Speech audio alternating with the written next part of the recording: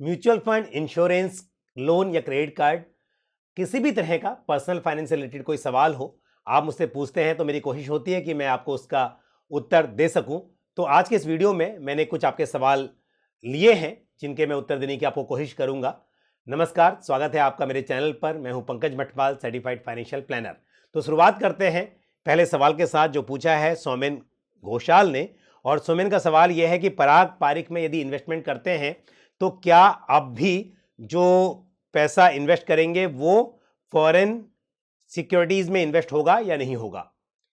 पराग Pareek flexi cap fund की आप बात कर रहे हैं, और जैसा कि नाम से मालूम है कि ये फ्लेक्सी कैप फंड है, यानी कि ये एक डाइवर्सिफाइड इक्विटी फंड है जो कि large cap, mid cap, small cap, सभी तरह के मार्केट कैप वाले शेयर्स में और सभी तरह के सेक्टर्स में इन्वेस्ट कर सकता है। पराग पारिक फ्लेक्सी कैप फंड का यदि आप करंट पोर्टफोलियो देखेंगे तो इस स्कीम का इन्वेस्टमेंट डोमेस्टिक कंपनीज के साथ साथ इंटरनेशनल कंपनीज में भी है।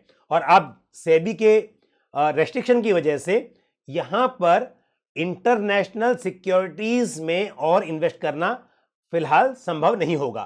तो ऐसे में यदि इन्वेस्टर्स यहां पर इन्वेस्ट करते हैं तो जो नया पैसा आएगा वो फॉरेन सिक्योरिटीज में इन्वेस्ट नहीं हो पाएगा।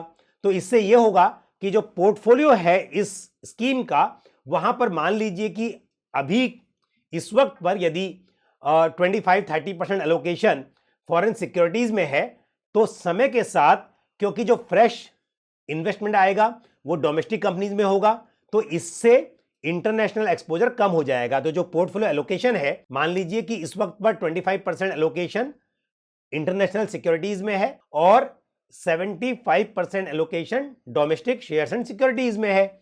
लेकिन यदि फ्यूचर में इंटरनेशनल शेयर्स एंड सिक्योरिटीज में इन्वेस्ट करना पॉसिबल नहीं होता है और जो नया पैसा आता है वो सिर्फ डोमेस्टिक शेयर्स एंड सिक्योरिटीज में इन्वेस्ट होता है, तो डेफिनेटली एलोकेशन जो है वो थोड़ा बदल जाएगा, जो रेशियो है वो बदल जाएगा। लेकिन अगर आप इन्वेस्टमेंट कर रहे हैं तो जो एग्जिस्टिंग पोर्टफोलियो है वो चाहे इंटरनेशनल हो या डोमेस्टिक हो, उसमें आपको एक्सपोजर मिल रहा है। तो जैसा आपने सवाल पूछा कि यदि आप फ्रेश इन्वेस्टमेंट करेंगे तो क्या वो इंटरनेशनल शेयर्स एंड सिक्योरिटीज में होगा या नहीं होगा, तो सिंपल सा है कि एग्जिस्टिंग जो पोर्टफोलियो है उसमें जो एलोकेशन है इंटरनेशनल सिक्योरिटीज में, उसमें आपको एक्सपोजर मिलेगा।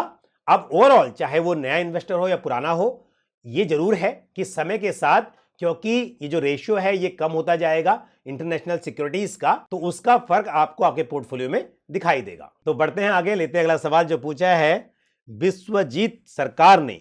और विश्वजीत का सवाल यह है कि उन्हें एक्सिस मल्टी कैप फंड में इन्वेस्ट करना है 1 ईयर के लिए। तो वो जानना चाहते हैं कि क्या एसबीआई की ब्रांच में जाके इस स्कीम में इन्वेस्टमेंट कर सकते हैं।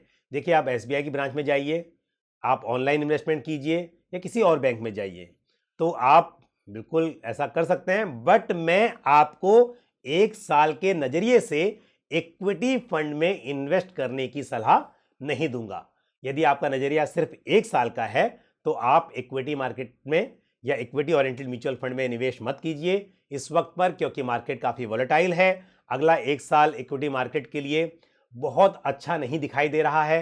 इस वजह से यदि कोई इन्वेस्टर लंबे नजरिए के साथ इक्विटी ओरिएंटेड म्यूचुअल फंड्स में इन्वेस्ट करना चाहे, वो भी स्टैगर्ड मैनर में एसआईपीओ और एसटीपी के थ्रू, तो वो बेहतर होगा। लेकिन यदि आपका जो होराइजन है वो सिर्फ 1 साल का है, तो मैं आपको सलाह दूंगा कि आपको मल्टी कैप फंड या किसी और दूसरे इक्विटी ओरिएंटेड म्यूचुअल फंड में इस वक्त इन्वेस्टमेंट नहीं करना चाहिए। और अब लेते हैं अगला सवाल जो पूछा है स्वप्न कुमार चक्रवर्ती ने। स्वप्न कुमार जी का सवाल यह है कि रिटायरमेंट के समय उनके पास सिर्फ 15 लाख रुपए हैं और घर में 4 मेंबर्स हैं जो कि फाइनेंशियली उनके ऊपर डिपेंडेंट हैं। तो अब वो कैसे मैनेज करें। देखिए, 15 लाख रुपए जो है उसमें से कुछ पैसा तो आप कंटिंजेंसी के लिए रखिए कि इमरजेंसी में ज़रूरत पड़ती है तो आपके पास पैसा एकदम लिक्विड होना चाहिए। बाकी का जो पैसा है उसे आप इन्वेस्ट कर सकते हैं। उसके लिए आपके पास में, अगर आप म्यूचुअल फंड की बात करें तो वहाँ पर भी आप इन्वेस्ट कर सकते हैं, लेकिन म्यूचुअल फंड में अगर करेंगे तो आप हाइब्रिड फंड में कीजिए, वो भी कंजर्वेटिव हाइब्रिड फंड्स, या फिर इक्विटी सेविंग्स फंड में आप इन्वेस्ट कर सकते हैं।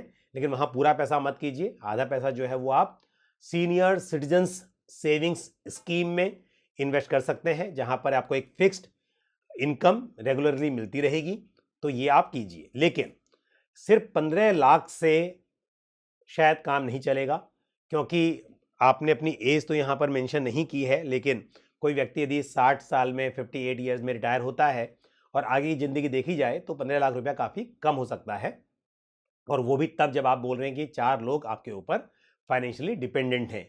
तो आपको कुछ और जॉब या कोई काम ऐसा ढूंढना चाहिए, देखना चाहिए जहां पर एडिशनल इनकम हो सके। आजकल ऐसे बहुत सारे फ्रीलांस वर्क अवेलेबल हैं, और उसके अलावा आपकी जिस फील्ड में एक्सपर्टी है उस हिसाब से आप कोई काम ढूंढ सकते हैं, लेकिन आपको थोड़ा सा एडिशनल इनकम अर्न करने पर ध्यान देना चाहिए। पर अगला सवाल पूछा है देवेंद्र कुमार ने। इनका सवाल यह है कि इन्होंने एक single premium life insurance policy ली हुई है अपने लोन के साथ, और अब जैसे कि अक्सर होता है कि जो single premium life insurance policy होती है, जब आप लोन लेते समय इसे बाय करते हैं तो बैंक्स अक्सर इसे फाइनेंस कर देते हैं, यानी कि जो प्रीमियम है वो सिंगल प्रीमियम है, लेकिन उसे लोन में जोड़ देते हैं और आपसे उसके ऊपर इंटरेस्ट चार्ज करते हैं। तो इस हिसाब से ये काफ़ी महंगा हो जाता है, और यहाँ पर जैसा कि देवेंद्र कुमार जी ने कहा है कि बैंक इनसे 8.30% सालाना इंटरेस्ट उस पर चार्ज कर रहा है।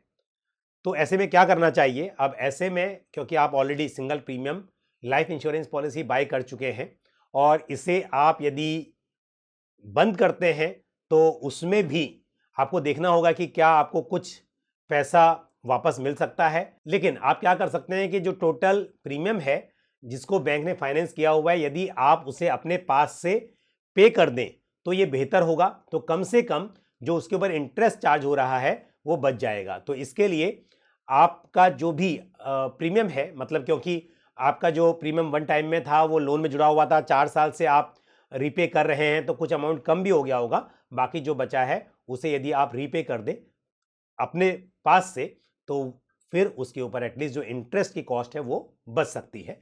तो ये एक उपाय है। लेकिन पॉलिसी को सरेंडर ना करें, क्योंकि आपका लोन भी चल रहा है, उस हिसाब से उसके ऊपर एक इंश्योरेंस कवर होना चाहिए। तो अब लेते हैं आज का आखिरी सवाल जो पूछा है पंकज भवानी ने। पंकज का सवाल यह है कि उन्होंने HDFC इक्विटी हाइब्रिड फंड में SIP की हुई है, मतलब कि SIP चल रही है, और वो अब SIP स्टॉप करके अपने यूनिट्स को रिडीम करके और इस रिडेम्पशन प्रोसीड्स को किसी दूसरी स्कीम में लमसम में इन्वेस्ट करना चाहते हैं। तो पंकज, पहले तो मैं कहूंगा कि आपको अपनी यूनिट्स को रिडीम नहीं करना चाहिए अभी, क्योंकि 1 साल ही हुआ है और फंड की परफॉर्मेंस भी ठीक ठाक है, और साथ ही यदि आप यूनिट्स को रिडीम करते हैं तो यहां पर एग्जिट लोड भी एप्लीकेबल होगा। लेकिन यदि आप स्कीम से संतुष्ट नहीं हैं और यूनिट्स को रिडीम करना चाहते हैं, तो जैसा आपने कहा है कि आपका नजरिया 5 साल का है, आप किसी फ्लेक्सी कैप फंड में इन पैसों को इन्वेस्ट कर सकते हैं। लेकिन मैं कहूँगा कि आप लमसम में इन्वेस्ट करने की बजाय यदि सिस्टमेटिक ट्रांसफर प्लान यानी कि STP के जरिए निवेश करेंगे तो बेहतर रहेगा। और जहाँ तक स्कीम का सवाल है, आप Nippon India flexi cap fund या ICICI prudential flexi cap fund में निवेश करने के बारे में विचार कर सकते हैं। तो आज के इस वीडियो में इतना ही। मुझे उम्मीद है जानकारी को पसंद आई होगी।